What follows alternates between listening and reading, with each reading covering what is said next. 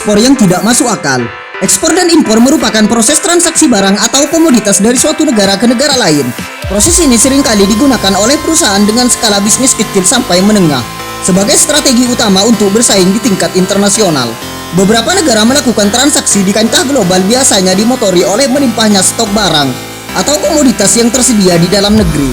Melihat pola transaksi yang berskala internasional ini, yang terbayang sejauh ini hanya terbatas di barang yang berskala berat seperti kapal perang dan mewah seperti sport car. Namun siapa sangka ternyata ada beberapa barang yang sangat dianggap tidak berguna di dalam negeri namun memiliki daya jual dan nilai lebih di luar negeri. Mari kita simak inilah 6 barang ekspor Indonesia yang tergolong tidak masuk akal.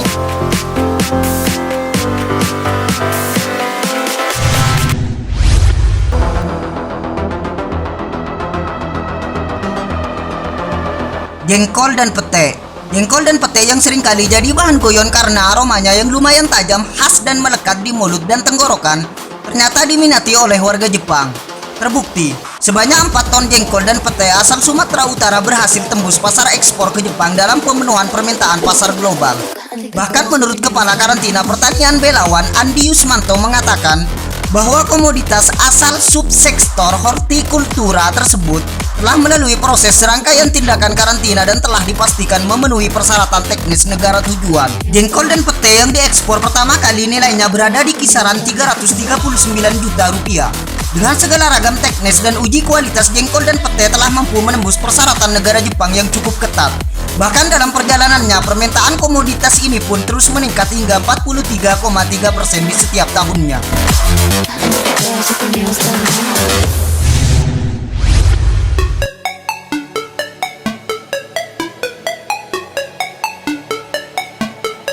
Daun pisang.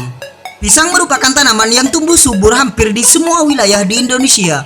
Bahkan dalam beberapa kegiatan masyarakat, buah pisang merupakan makanan yang wajib ada sebagai hidangan.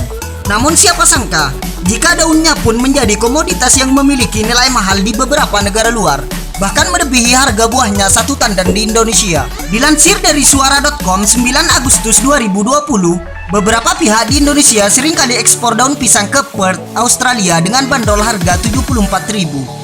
Bahkan penjualan daun pisang ini menembus pasar ekspor hingga ke Belanda. Dilansir dari Detik Food, daun pisang tercatat 1 lembar daun pisang dibanderol dengan harga 1.980 hingga 2.280 yen atau setara dengan Rp278.000 hingga Rp321.000. Harga ini tampaknya disesuaikan dengan ukuran daun pisang yang tersedia. Sedangkan proses penjualannya memiliki nilai yang berbeda-beda dengan rincian. Untuk paket berisi 3 lembar daun pisang dibanderol dengan harga sekitar Rp521.000. Sedangkan paket berisi 5 lembar daun pisang dijual dengan harga mencapai sekitar Rp800.000.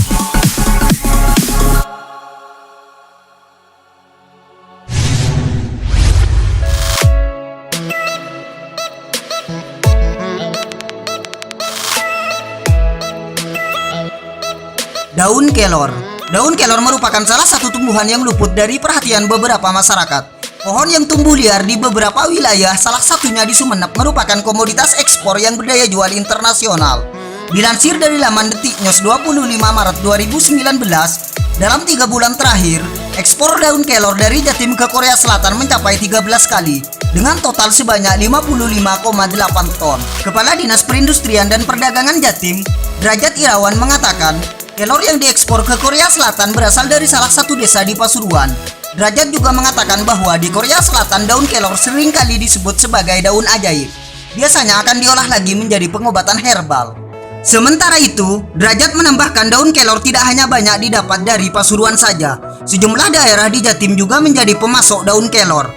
Misalnya, di beberapa daerah di Madura seperti Sumeneb, Pamekasan, hingga Sampang. Dan beberapa daerah seperti Lumajang, Probolinggo, Jember, hingga Banyuwangi.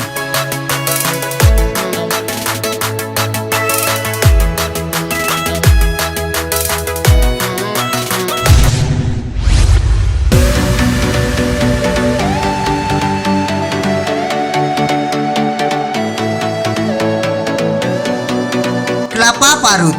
Kelapa parut adalah kelapa yang diparut menjadi serabut-serabut berwarna putih.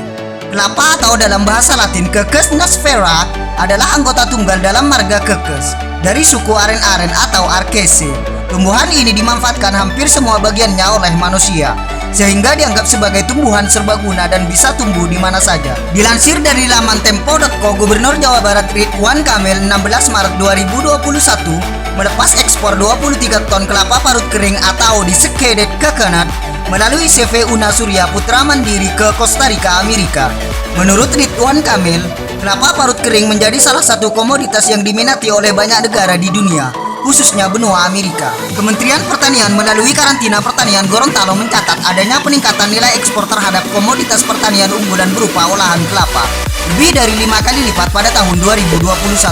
Dilansir dari laman Antara News, Sahrir menyebutkan setidaknya ada 18 negara menjadi tujuan ekspor kelapa Gorontalo, yakni Cina, Denmark, Estonia, Prancis, Jerman, Italia, Lituania, Malaysia, Belanda, Norwegia, Polandia, Portugal, Rusia, Slovenia, Turki, Ukraina, Inggris, Amerika Serikat. Bahkan Sahrir mengatakan periode tahun 2021 ini telah mampu meraup hingga 238,6 miliar rupiah atau meningkat lebih dari 5 kali lipat dibandingkan periode Januari hingga Agustus tahun 2020 yang hanya 42,1 miliar rupiah.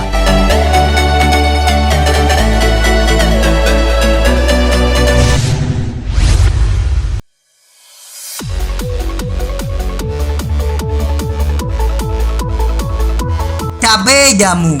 Cabai jamu atau dalam bahasa Latin Piper retrofractum fall adalah jenis rempah yang masih berkerabat dengan lada dan kemukus, termasuk dalam suku sirih-sirihan atau Piperes.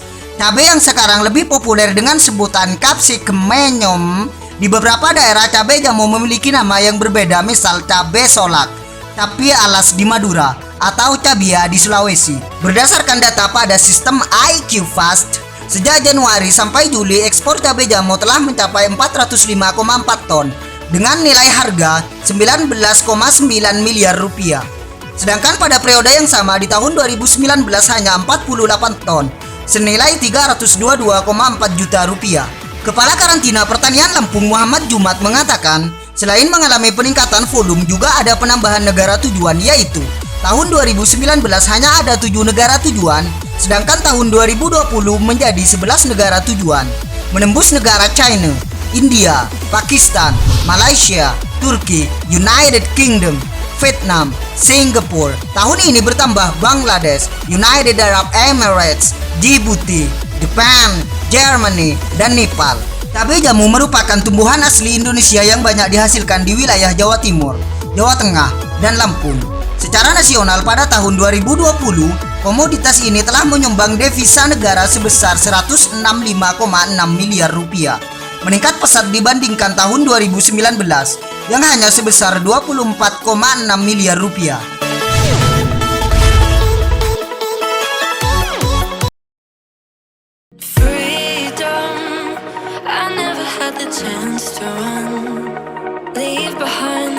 Kubis. Kubis merupakan salah satu anggota keluarga tumbuhan Brassica, seperti brokoli, kembang kol, dan kale. Kubis memiliki beragam bentuk dan warna seperti merah, ungu, putih, dan hijau.